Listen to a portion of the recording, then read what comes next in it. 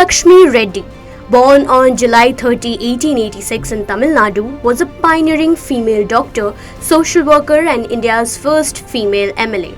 Influenced by Swami Vivekananda and Gandhi, she championed women's and children's welfare, fought for women's rights and played a key role in abolishing the Devdasi system and preventing child marriage and trafficking. After her sister's death from cancer, she founded the Adyar Cancer Institute in 1954, now one of the world's largest cancer hospitals. A Padma Bhushan recipient, she passed away on July 22, 1968, leaving a lasting legacy in social reform and healthcare.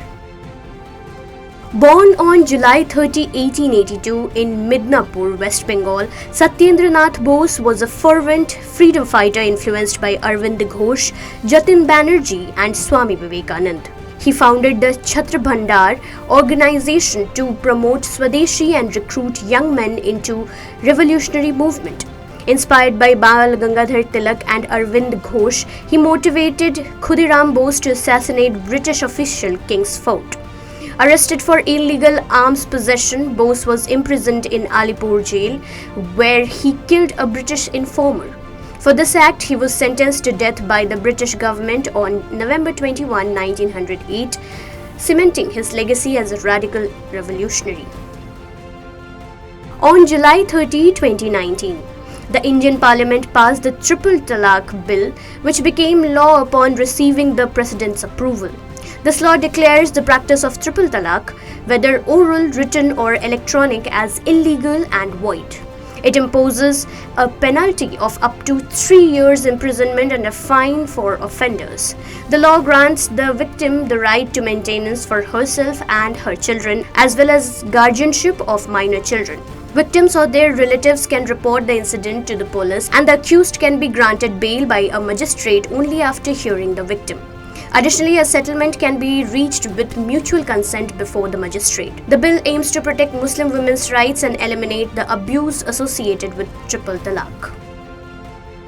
On July 30, 2012, a power grid failure disrupted electricity in 6 states and 1 union territory, affecting 360 million people across Delhi, Uttar Pradesh, Jammu and Kashmir, Punjab, Haryana, Chandigarh and Himachal Pradesh.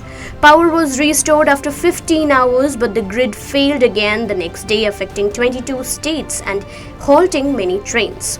A report by the Electricity Department's Standing Committee cited abnormal electricity distribution as the cause, with some states receiving 24-hour power, leading to increased load and grid failure.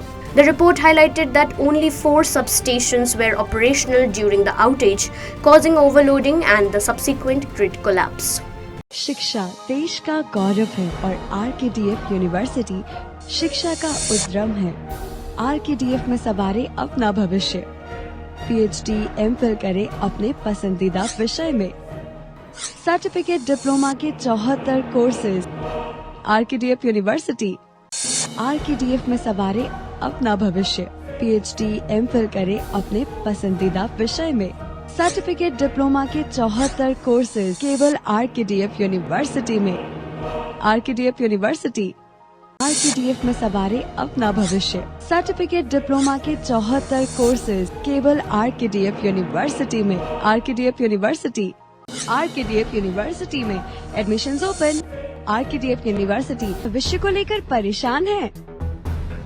RKDF university है इसका हल। PhD MPhil किसी भी विषय में। Diploma के अनेक अवसर है आरकेडीएफ यूनिवर्सिटी में। Admissions open. RKDF university. Education glorifies nation.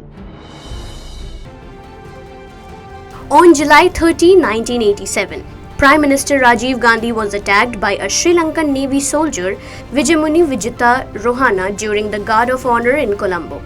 This incident marked the only attack on an Indian Prime Minister on foreign soil. Rajiv Gandhi was in Sri Lanka at the invitation of President J.R. Jayawardene for the India-Sri Lanka peace agreement signed on July 29, 1987. The soldier, angry at what he saw as Indian interference due to the deployment of the Indian Peace Force in conflict with the LTTE, struck Rajiv Gandhi on the head with a rifle butt. Fortunately, Gandhi survived without serious injuries. Rohana was immediately arrested and faced legal action for the attack.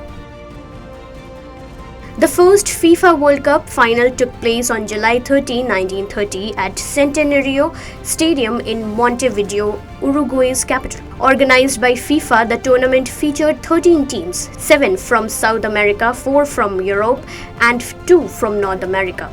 In the final, Uruguay triumphed over Argentina with a 4-2 victory, establishing Uruguay as a football powerhouse and elevating the FIFA World Cup to a prestigious global event.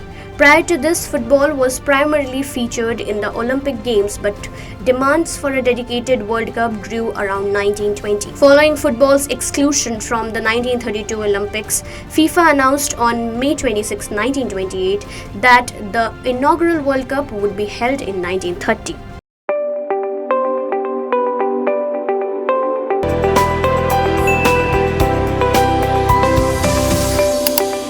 In a world overflowing with information where news travels faster than light, it's time to redefine the way we consume news and entertainment.